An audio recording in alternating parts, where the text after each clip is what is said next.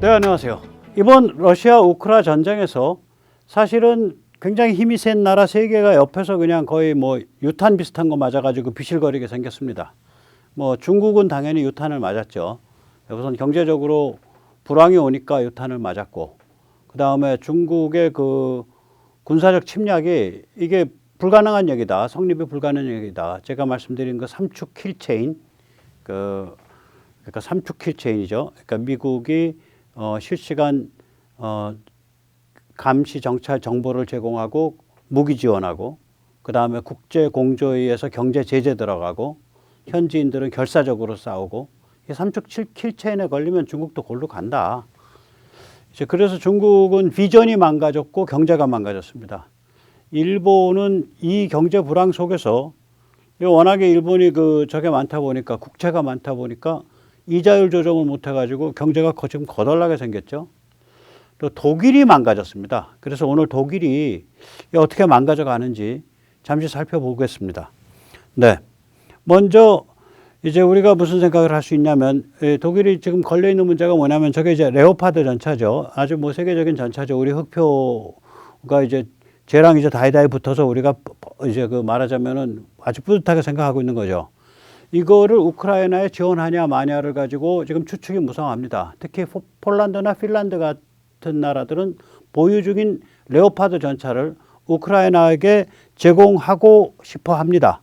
그런데 이런 나라들도 계약에 의해 레오파드를 제조한 크라우스 마페이가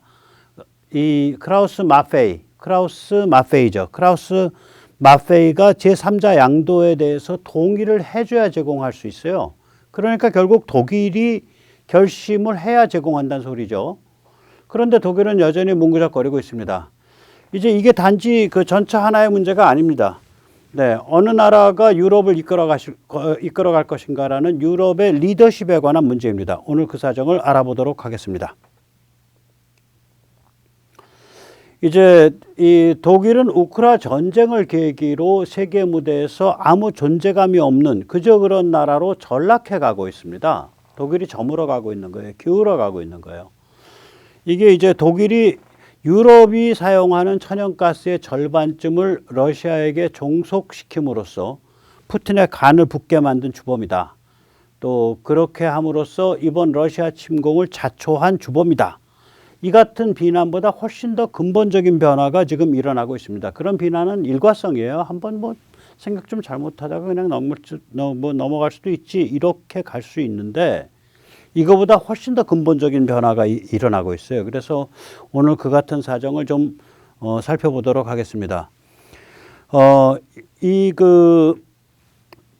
독일 정도 되는 나라가 힘을 상실해 갈 때는 보다 근본적인 내부적인 이유가 있습니다. 예를 들어서 흔히들 1986년 미일 반도체 협정 때문에 일본 반도체가 망했다, 이렇게 말하는 사람들이 있죠.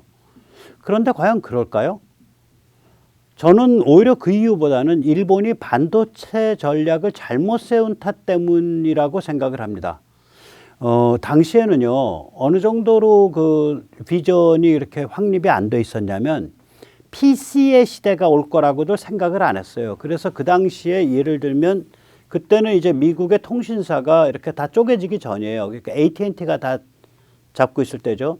AT&T가 뭘 생각을 했냐면 전화국마다 대형 서버를 놓고 집에는 PC가 아니라 멍텅구리 단말, 그냥 키보드랑 모니터만 있는 거, 그걸 두고서 서비스를 하겠다 그래서 그때 돈으로 우리로 치면 수백억 달러를 선투자를 했다가 다 말아먹은 케이스가 있습니다. 그게 80년대에 벌어진 일이죠. 저 무렵에. 즉 다시 말하자면 그때는 PC의 시대가 오질 않았어요. 그러니까 일본이 그 당시에 D램을 말하자면 휩쓸고 있었는데 그거 좀 양보하고 우리가 어차피 D램 그거 많이 남지도 않는 거 많이 할 것도 아니고 이렇게 쉽게 생각한 거예요. 거기다가 그 당시에는 이 서버 경쟁이었거든요. 그래서 지금은 다들 이제 기억을 못 하시겠지만 그때 메인프레임 서버라 그러는데 그때는 80년대 후반이면 이제 장난감으로 디지털이라는 회사의 서버가 나올 때일 거예요. 그 디지털일 거예요, 이름이. 그게 이제 장난감식으로 취급됐어요. 그게 마이크로소프트의 빌 게이츠가 갖고 놀던 서버예요. 조그만 서버, 유닉스로.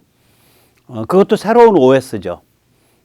유닉스를 처음 만든 데는 아마 제가 기억하면 버클리였을 겁니다. 버클리 유닉스죠. 그래가지고 이 디지털 이런 그런 그 조그만 그 서버들이 아니고 이게 무지하게 큰 집채만한 서버들이에요. 메인프레임이라고 부르죠. 그때 일본이 공을 들인 건 뭐냐면 메인프레임 서버에 들어가는 칩과 그 메인프레임 서버였습니다. 그래서 일본의 예를 들면 후지츠 같은 회사가 IBM을 도전했었어요. 그때는 모든 회사가 IBM을 넘어서는 것이 IT를 정복하는 그런 거예요. 그때 인터넷도 당연히 없었고요. 그러니까 일본이 반도체 전략을 잘못 세웠어서 저걸 당한 거라고 저는 생각을 해요. 그러니까 D램 시장은 좀 놔줘도 된다고 봤었고 PC 같은 건 생각도 안 했고 메인프레임 중심의 메인프레임 서버에 들어가는 칩과 이런 것들을 생각했죠. 그때는 시장이 지금보다 훨씬 작았죠. 그러니까 즉 다시 말하자면 이런 독일급 같은 큰 나라, 일본급 같은 큰 나라가 이렇게 저물어 갈 때에는 이 외부적인 원인도 있겠지만 보다 중요한 건 말하자면 내부적 원인, 체질, 내부의 마인드 이게 망가질 때 망조가 된다고 생각을 합니다. 그러면 이제 독일의 제조업을 한번 보자고요. 독일이 왜 이렇게 결사적으로 싸구려 러시아 에너지를 욕심을 냈을까? 이 제조업의 특성이 그래요. 독일 제조업의 특성이.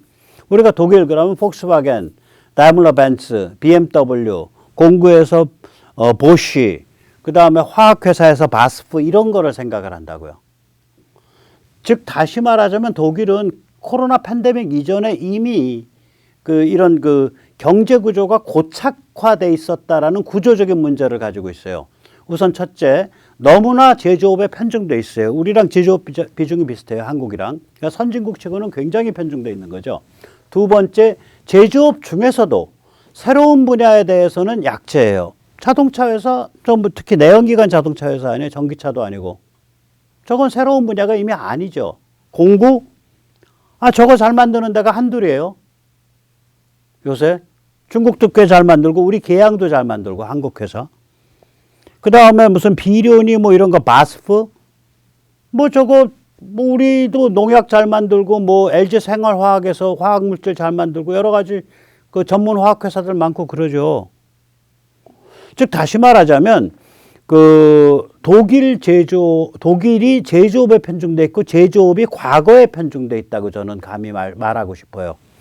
자, 여기서 잠시 세뇌 탈출 자유구독료 부탁 말씀 올립니다. 아시다시피 세뇌 탈출은 광고가 잘 붙지 않습니다. 붙더라도 좀 늦게 붙는 경향이 있습니다.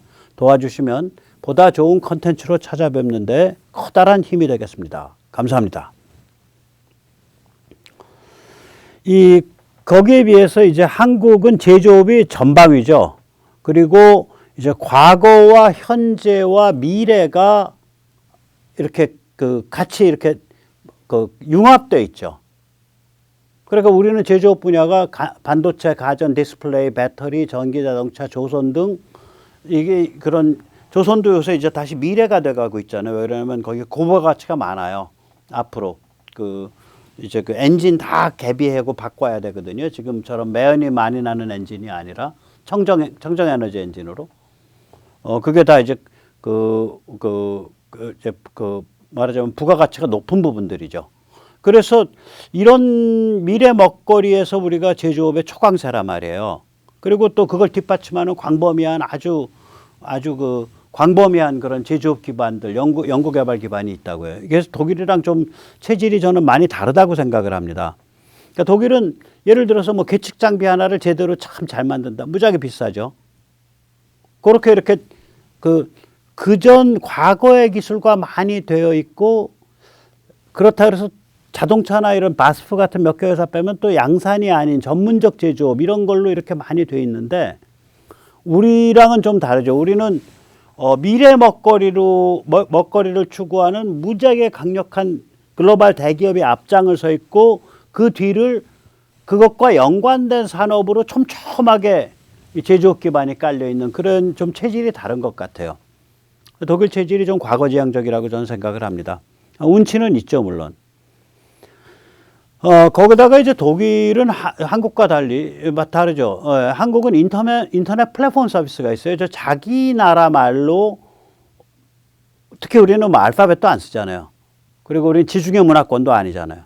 그런데 한글이라는 독특한 문자를 쓰면서 근데 그게 따지고 보면 알파벳보다 더 과학적인 음소 알파벳이죠. 예. 알파벳 자체가 음소라는 얘기니까. 그걸 가지고 우리가 인터넷 플랫폼 서비스를 하고 있다고. 이런 나라가 없어요. 자기의 인터넷 플랫폼 서비스를 하는 나라가 중국 같으면 이제 국민을 가두리 양식장에 가둬갖고 눈을 닫으려고 하는 거고 이렇게 오픈되어 있는데 로컬 인터넷 플랫폼 서비스를 가진 데가 흔하지 않습니다. 뭐 카톡, 네이버, 세계 유수의 웹툰 서비스 중 그 한 대여섯 개 꼽으라 그러면 반드시 들어가는 데가 레진과 투믹스가 들어가는데 그게 또 한국 거죠. 온라인 게임도 강하고 그리고 이제 여기에는 안 썼지만 뭐 한류 소프트 파워도 강하고 예, 우리 저기 BTS 진이라는 분 열심히 훈련 받고 있는지 궁금합니다. 잘 받고 잘 견디시기 바랍니다. 네. 자, 이렇게 좀 독일이 그러니까 제가 이걸 이제 구구절절하게 말씀드린 게 독일의 그 경제 구조가 구조적으로 문제가 좀 있다. 이게 좀 많이 과거에 많이 매달려 있는 거다. 이런 얘기를 드리고요. 그렇기 때문에 독일이 기를 쓰고 에너지 코스트를 줄이려고 그랬고 그래서 기를 쓰고 러시아로부터 파이프를 당긴 거예요. 이제 그 복귀를 해보면. 그러다 보니까 이제 그건 경제적인 거고 여기서 이제 한 걸음 더 나가서 이제 이뿐만이 아니라 세계 시스템에 대해서 글로벌 군사 지정학에 대해서 독일이 엉뚱한 길을 가고 있단 말이죠. 그러니까 이 숄츠의 그 제가 한번 전에 보여드린 적이 있는데 이게 얼마 전이에요. 한 달쯤 됐나? 그 베를린 안보 컨퍼런스에서 베를린 시큐리티 컨퍼런스에서 숄츠가 연설을 한 내용인데 그때 이제 2022년 2월 러시아 침공 이전의 상태로 되돌아가면서 전쟁을 끝내야 한다라고 말을 했어요. 이것도 이제 말이 안 되죠. 예, 이게 말이 안 되는 게 러시아는 2014년부터 침공을 했잖아요. 그래서 2014년에 들어가서 크리미아랑 돈바스 루안스크를 집어먹고 주저앉았는데 그럼 그건 그대로 인정하자는 소리잖아. 러시아 영토로. 그런 게 어디 있어요. 러시아가 자기 배팅하고서 전면 침공한 건데 판돈 걸은 거 아니야. 푸틴이 자기 목숨까지. 졌으면은 지불해야지. 이제 거덜나야죠. 이게 당연하죠. 그러니까 이런 얘기를 하면서 더 흉악한 건 뭐냐면 단극 체제가 아니다. 다극 체제. 멀티폴라 시스템. 즉 다시 말하면 미국이 주도하는 국제 질서가 아니고 중국, 러시아가 함께 힘을 쓰는 그러한 국제 질서를 우리는 원한다라는 얘기를 해요. 이 멀티폴라라는 단어는 시진핑이나 푸틴이 굉장히 좋아하는 단어입니다. 한번 보시죠. Wir wissen, wer unsere Freunde und Partner in der Welt sind und Norwegen ist einer der engsten davon. Und zugleich werden wir dem zunehmenden Risiko einer neuen Blockbildung in der Welt aktiv entgegenwirken. Die Sicherheit und der Wohlstand unseres Landes beruht auf einer internationalen Ordnung, die Macht an Recht bindet, so wie es die Charta der Vereinten Nationen mit ihren Prinzipien tut. Um diese Prinzipien aber in einer multipolaren Welt zu erhalten, müssen wir mit all den Ländern zusammenarbeiten, die bereit sind, für diese Ordnung einzutreten und sie weiter. 네. 이 국제주의는 미국 중심의 단극 체제가 아니라 다극 체제여야만 한다. 그러니까 이제 보셨지만 독일의 경제 구조 자체가 팬데믹 이전서부터 어떤 구조적인 경직성을 가지고 있는 데다가 플러스 세계 군사 지정학에 있어서 지금의 흐름과는 어깃장이 나는 그러한 관점을 갖고 있으니까 몸값이 하루가 다르게 낮아지는 것은 너무나 당연한 일이죠. 지금 그 현상이 벌어지고 있는 겁니다. 그래서 아까 그 전차 문제만 해도 바로 이런 관점에서 나오는 거거든. 러시아랑 각을 안 세우겠다. 그러니까 독일 전차가 우크라이나로 못 들어가게 하겠다. 나도 안 주고 우리 전차 가지고 있는 폴란드나 핀란드도 독일 전차 못 주게 우리가 딱 브레이크 걸고 있겠다 이거죠. 왜 그러면 그 전차를 팔 때 그 매매 계약에 판매 계약에 sell on 클로저가 있어요. sell on. 그러니까 제3자 양도 제한 그 조항이 있다고요. 그런데 이제 이게 숄츠 하나뿐만이 아니라 요새 이제 그 EU의 사무총장 그 우르슬라죠. 전에도 이거 제가 보여드렸는데 지금은 뭐 러시아를 많이 규탄하는 듯한 얘기를 하지만 불과 한 4년 전, 5년 전에 독일 그 국방장관을 했어요. 이 우르슬라가.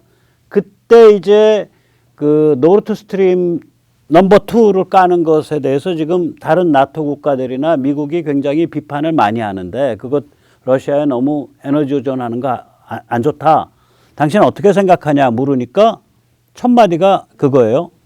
영어로 돼 있어서 제가 번역을 안 했습니다. To make sure that this is not the case, and I'm very confident where that is concerned. We are in deep talks about that topic, but as I said, there are many other things to worry about what security is concerned. Talk about Russia in itself and its behavior, malign behavior. Talk about China. Talk about cyber attacks, ISIL terror, just to name a few topics we have to debate here. 네, 저게 이제 무슨 소리냐면은 이건 우리 독일의 국익에 관한 문제다. National Interest다. 그리고 그 점 명확히 해야 된다. 그리고 나서 아니 지금 브뤼셀이나 EU에서 논의해야 될 게 뭐 그 독일에서 그 자기가 파이프를 어디서 연결하고 까냐를 가지고 논의할 게 아니라 말이죠. 아니 무슨 사이버 테러에 대해서도 얘기해야 되고 중국에 대해서도 얘기해야 되고 인권에 대해서도 얘기해야 되고 아니 국제적으로 논의할 게 한둘입니까? 이런 얘기를 아주 우아하게 하잖아요. 제가 뭐 꼭 비아냥거리려고 하는 소리는 아니고 저는 이 양반 이렇게 그 얼굴 생기면 아주 나름대로 근사하잖아요. 저기 틀거리가. 저는 이 양반을 보고 있으면 나경원이 생각이 나요. 나경원 씨가 얼굴이 근사하죠. 그리고 말은 나름 번드러러한데 뒤통수 치는 말을 하고 자기가 뒤통수 쳤다는 걸 몰라. 제가 몇 번 겪어봐서 알아요. 뒤통수 칠 수 있어요, 사람이. 문제는 뭐냐? 내가 너 뒤통수 쳤다는 걸 몰라, 그 다음에. 기억을 못 해. 그냥 제가 보면은 어떤 그 고려사항이 뭐 많이 잡아주면 전후 5초. 그러니까 항상 10초 안에서만 사는 사람이에요. 순간적으로. 그 순간에 재치있게 말하면서 품위 있게 그 포즈를 취하는 것에만 딱 터널 비전이 돼 있고 앞뒤는 안 봐요. 바깥에 연결고리도 안 봐. 그래서 저 우르슬라도 이렇게 딱 그 포함하면서 이렇게 그 우아하게 얘기하는 걸 보면 야, 저 사람 참 우경원이라고 이름을 바꿔도 좋겠다. 그런 생각이 들더라고요. 뭐 별뜻 없이 한 얘기였습니다. 또 그 전에 거물이죠. 메르켈은 이제 이런 얘기를 하죠. 그 말하자면 메르켈 이게 이제 그 노르트 스트림 1 깔을 때 막 반발 들어오니까 한 말이에요. 또 2를 디자인할 때. Und ich bin sehr froh, dass wir heute in Freiheit vereint sind als die Bundesrepublik Deutschland und dass wir deshalb auch sagen können, dass wir unsere eigenständige Politik machen können und eigenständige Entscheidungen fällen können. Und das ist sehr gut, gerade für die Menschen in den neuen. 메르켈은요, 그 통진당이나 통진당 도와주던 사람들 말버릇이랑 비슷해요. 그때 제가 누구랑 토론을 했는데 이런 식이거든. 지금 그때 이제 박근혜 정부 때인데 역사교과서 국정화 문제 가지고 토론이 붙으니까 자유시장 좋은 거 아닙니까? 소비자의 판단의 폭을 늘려줘야 되는 거 아닙니까? 그러니까 여러 출판사가 다 각종 내가지고 그거 중에서 고르면 되는 거 아닙니까? 그런데 왜 그걸 국정으로 획일화 하려고 합니까? 아니, 그 말만 딱 놓고 보면, 그 말만 딱 보면은 이건 완전히 자유시장 찬양자야. 그런데 이 사람이 평소 한 건 뭐냐면 이석기 석방운동하러 다니고 뭐 이런 사람이거든. 통진당스러운 사람이거든. 지금 메르켈 화법이 그거예요. 메르켈 화법 가만히 보면 뭐냐면 나는 독일이 동서로 분단돼 있었을 때 동독, 즉 소련의 위성국가였던 데서 나서 자라서 소련이 뭔지 잘 안다. 그런데 내가 참 요새 기분이 좋고 감사하게 생각하는 건 우리가 이렇게 자유롭게 독립된 통일 독일이 됐다는 게 너무나 좋다. 그런데 우리가 독립된 거 아니냐. 그러니까 이 문제도 우리가 독립적으로 결정하겠다. 돌아버리는 거죠. 예. 예, 참, 아주 사악합니다. 저 메르켈은 이렇게 화법을 보고 있으면, 야, 저거는 고급 통진당 간부 같은데, 이런 생각이 들어요. 독일도 뭐, 문이 거기밖에 안 닿는 거지. 저런 사람들이 정치를 주물럭거렸으니.